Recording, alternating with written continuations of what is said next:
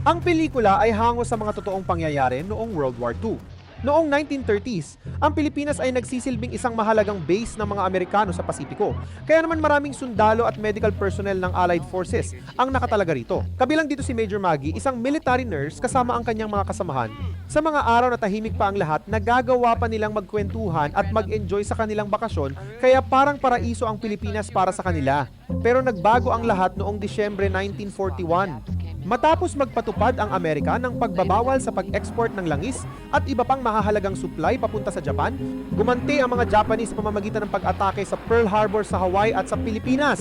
Sa isang iglap, napalitan ng kaguluhan ang dating tahimik na pamumuhay at nagsimula ang malawakang opensiba ng Japan sa Pacific. Sa military hospital, sunod-sunod ang dating ng mga sugatang sundalo. Puno ang bawat silid at halos hindi na makahinga ang mga nurse sa dami ng kailangang asikasuhin. Para sa ilan sa kanila, ito ang unang pagkakataong masaksihan mismo ang tunay na mukha ng digmaan.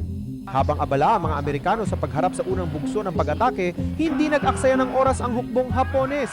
Gumamit sila ng mga kanyon at eroplanong pandigma upang paulit-ulit na bombahin ang mahalagang bahagi ng Pilipinas sa loob ng 2 linggo at matapos ang sunod-sunod na pambobomba, tuluyan ng inilunsad ng mga Hapones ang malawakang ground assault. Dahil sa biglaang pag-atake, napilitan ang mga nurse at medical personnel na sumama sa agarang paglikas. Ngunit bago pa sila tuluyang makalayo, muling umalingaw-ngaw ang mga pagsabog at pambobomba sa kanilang paligid. Sa kabila ng kaguluhan, nakalusot sila sa humahabol ng mga sundalong Hapones. Pero nasiraan ang kanilang sasakyan ng tamaan ng mga bala ng baril. Wala silang ibang pagpipilian kundi iwan ang sasakyan at ipagpatuloy ang pagtakas ng naglalakad. Nang makakita ang mga nurses ng ilog, aba nakuha pa nilang maligo. Mga babae talaga natigil ang kanilang saya na may isang Japanese ang nakakita sa kanila. Mabuti na lang at nakontrol nila ang sitwasyon at nagpatuloy lang sila sa paglalakad hanggang makarating sa isang Allied base sa dulong bahagi ng Bataan Peninsula. Pagdating nila roon, mas lumala pa ang sitwasyon. Unti-unting kumakampi sa mga Hapones ang takbo ng digmaan. Sa gitna ng kaguluhan, nagtayo sila ng pansamantalang field hospital kung saan inasikaso ni na Major Maggie at ng kanyang mga kasama ang mga sugatang sundalo. Pero habang patuloy ang paglusob ng mga Hapones, napilitan ng commander na lisanin ng Pilipinas kasama ang pangunahing puwersa at umatras patungong Australia. Samantala, naiwan ang grupo ni Major Maggie kasama ang libu-libong sundalo. Sa kabila nito, hindi agad sila sumuko. Umabot sa halos 80,000 Allied troops ang patuloy na lumaban sa Bataan ng ilang buwan, pero nang mapasa kamay ng mga Hapones ang Maynila, Bataan at tuluyang maputol ang supply para sa mga natitirang tropa, wala na silang sapat na pagkain, armas at kagamitan para magpatuloy, kaya napilitan silang sumuko. Sinalakay ng mga Hapones ang mga pansamantalang kampo na puno ng sugatan at may sakit na Allied soldiers. Para sa kanila, wala nang pagkakaiba ang mga bihag kaya marami ang binugbog, pinahirapan at pinatay. Ang mga nakaligtas naman ay pinagmartsa ng walang sapat na pagkain, tubig o medikal na tulong. Marami ang hindi na kinaya ang matinding init, gutom, sakit at mga sugat. Ito ang naging kilala bilang Bataan Death March, isang sapilitang martsa kung saan libu-libong bihag ang pinilit maglakad ng humigit kumulang 100 kilometro sa loob ng ilang araw.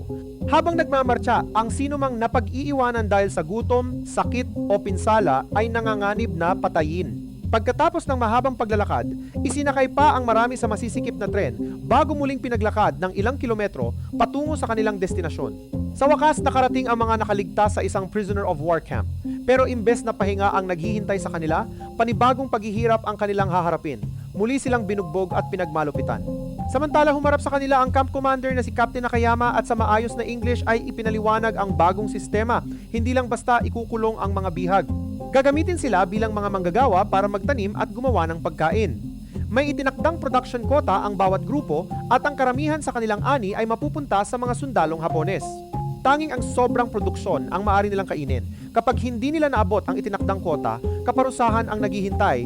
Isa-isang pinaghiwa-hiwalay ang mga bihag at inilagay sa kanilang mga itinalagang barracks. Doon nagsimula ang araw-araw nilang buhay sa kampo.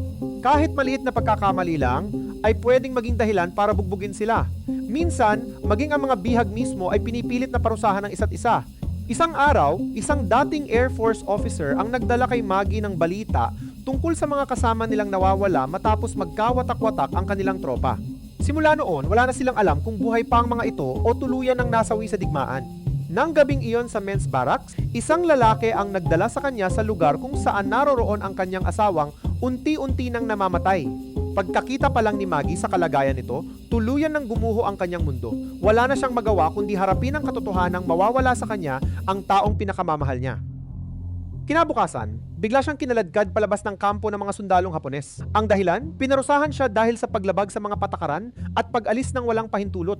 At ang humarap sa kanya ay si Sergeant Kodama, isang sundalong walang kahit kaunting awa sa mga bihag, pero may isang opisyal na naiiba sa karamihan. Si Captain Kayama, isang Hapones na nag-aral sa Amerika, ay hindi komportable sa sobrang kalupitang ipinapakita ng ibang sundalo.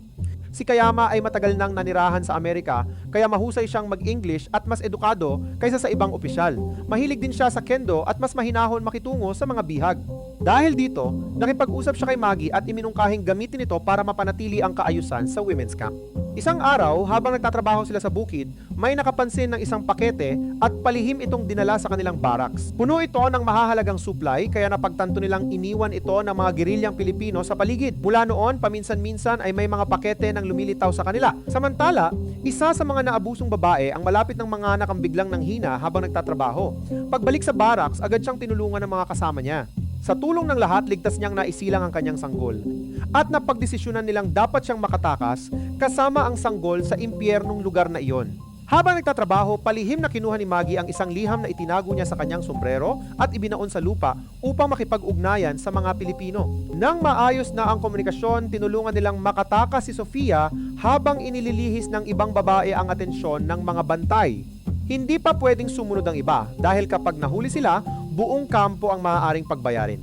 Nang matuklasan ng mga Hapones ang pagtakas ni Sofia, nagalit sila at nagpasiyang patayin si Maggie at ang iba pang kababaihan bilang parusa.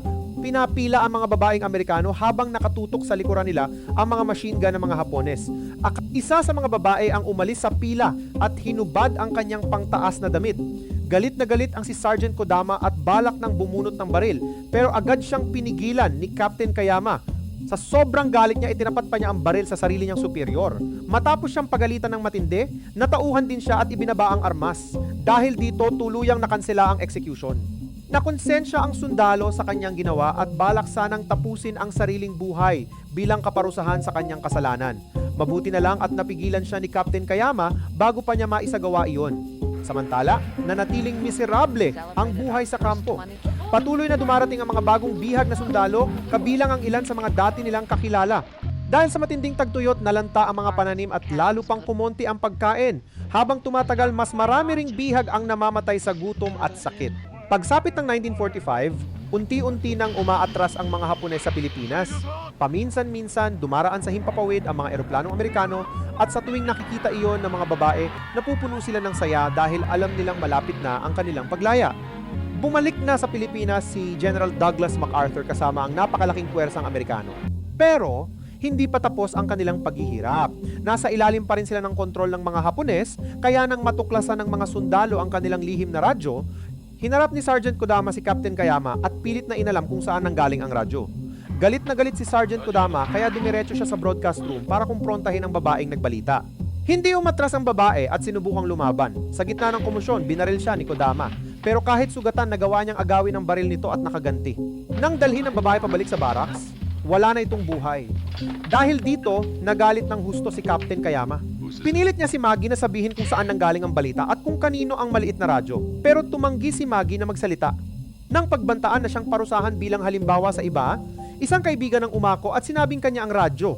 Dinala siya sa plaza at pinabilad sa araw mula umaga hanggang gabi. Paulit-ulit itong ginawa hanggang sa halos mawalan na siya ng pag-asa. Sa huli si Maggie mismo ang sumundo at nagbalik sa kanya sa barracks. Pero biglang umalingaw-ngaw ang malalakas na tunog ng mga tangke sa labas.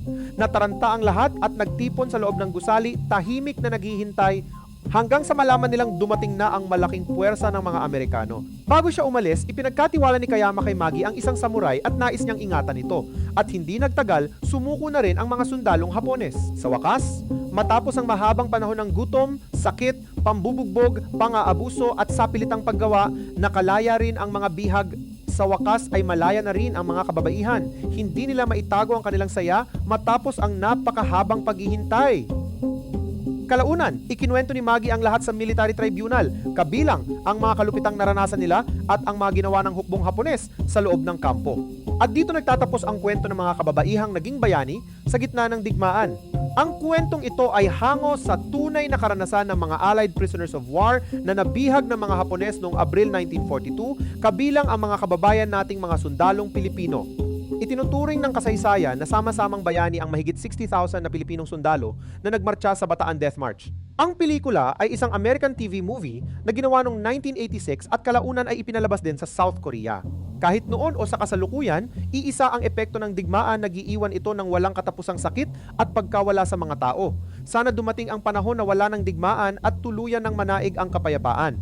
Kung tinapos mo tong video, maraming salamat sa pagstay hanggang dulo. Kung may alam ka tungkol sa Bataan Death March, i-comment mo na yan para mas marami pa tayong matutunan tungkol sa kasaysayan. Mag-subscribe ka na rin para lagi kang updated sa mga bago nating movie recap.